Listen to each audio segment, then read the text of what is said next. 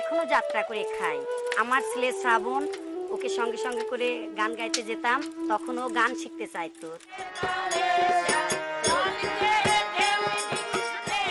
আমাদের বাড়ির সাথে একটা ক্লাব ছিল, ওই ক্লাবে ও যেত, তাদের কাছে হারমোনিয়ামটা চাইতো, কেউ দিত কেউ দিত না। ওই গান শুনে গ্রিল ধরে দাঁড়িয়ে থাকতাম। কতজন কতবার বলছে এই গ্রিল ধরে দাঁড়াইছো কেন, সরে যাও।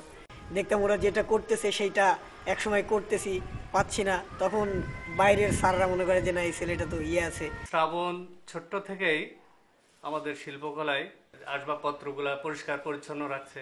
এর পাশাপাশি একটু প্র্যাকটিস করার সুযোগ পেলে তখন বসে। ভগবানের কাছে প্রার্থনা করি যে আমি আমার ভিতরে এমন কিছু দিয়ে দেন যে আমি সুরের মাধ্যমে মানুষের মনকে জয় করি এবং মানুষকে আনন্দ দিতে চাই। নাম কি? শ্রাবণ কুমার। নামটা মাথা সুন্দর করে বেঁধে নাও, আজকাল ছেলেরা বাঁধে না, দেখো না। গান গাও, একটু গান শুনি আগে। বদি তোর মেয়ের বিয়ে হবে, বদি তোর মেয়ের বিয়ে হবে, আমরা চিচি দিয়ে খাবো ভাত, মজা করব তাড়ি খাবো, চিচি দিয়ে খাবো ভাত। আমরা নাচ করব গান করব, চিচি দিয়ে খাবো ভাত। বাহ, বাহ। তুমি থাকো কোথায়? আমি আদিবাসী, আমার নাম শ্রাবণ কুমার বেদ। আদিবাসী সম্প্রদায় মানে তোমার কি টাইটেল কি?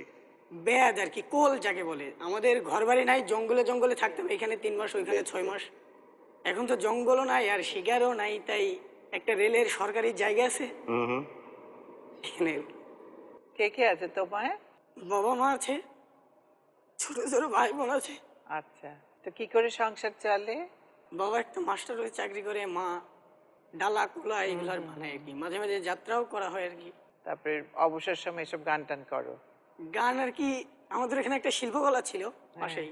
হ্যাঁ। যখন প্রোগ্রাম হতো তখন ঝাড়ু দেওয়ার জন্য লোক চাইতো, আচ্ছা, আমার বাবা মা সবাই দিত। মানে ওই শিল্পকলাটা ঝাড়ু দিতে দিতে আর কি গানটা মনে ধরে যায়, এখানে আর কি সুযোগ পেয়ে শেখা আর কি। তারপর আমার মামা ওইখান থেকে শিখছে আর কি, মানে উৎসাহটা ওইখান থেকে। তুমি অবাক করেছো আমাকে, তোমার কষ্টের জীবনের পরে যে তুমি এখনো গান গাইছো।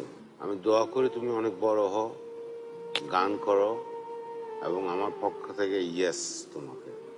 তোমার জন্য সারা পৃথিবীর স্টেজ খোলা। তুমি যে স্টেজে গিয়ে এই গান গাইবে সেই স্টেজে তোমাকে লুফে নেবে।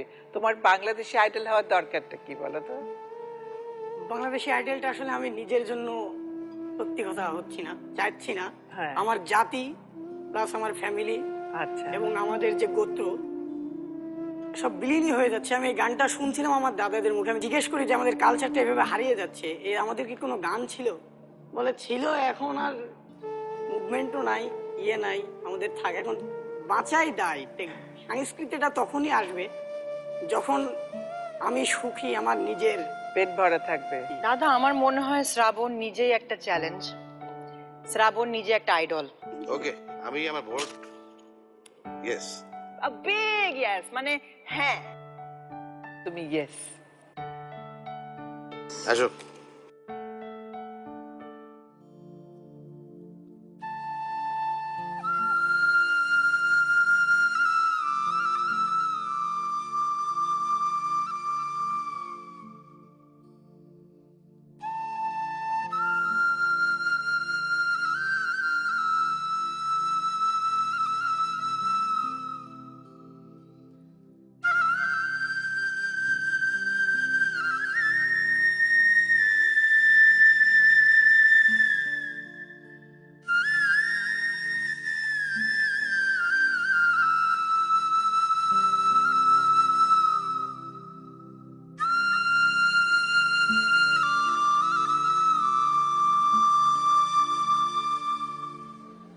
টিকিটটা আসলে আমার কাছে বড় নয়।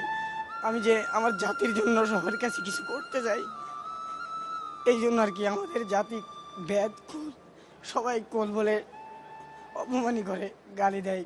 ও যদি আইডল হয় তাহলে এটা দেখার মতো হবে, বিকজ না পাওয়া সবকিছু